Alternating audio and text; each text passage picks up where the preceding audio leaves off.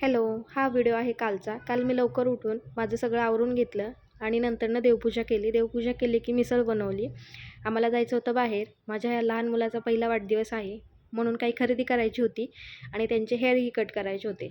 त्यासाठी बाहेर गेलो होतो. दोघांचे हेअर कट केले, जे काही घ्यायचं होतं ते शॉपिंग केली आणि घरी आलो. घरी आलो की मी मिसळ जाताना बनवून गेलते, येताना पाव घेऊन आले.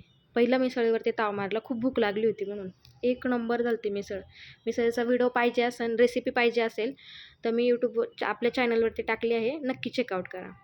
जेवण वगैरे झालं, बाकीची सगळी कामं आवरली आणि मुलांसोबत बसले होते. छान खेळत होते ते, पण त्यांच्याकडे लक्ष द्यावं लागतं, यासाठी त्यांच्या शेजारी बसावं लागतं.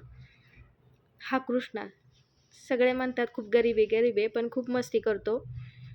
खूप भांडणं करतात ते दोघंजण, त्याच्यामुळे त्यांच्याकडे सतत लक्ष द्यावं लागतं, नाहीतर काही ना काही कुटाने करतच असते.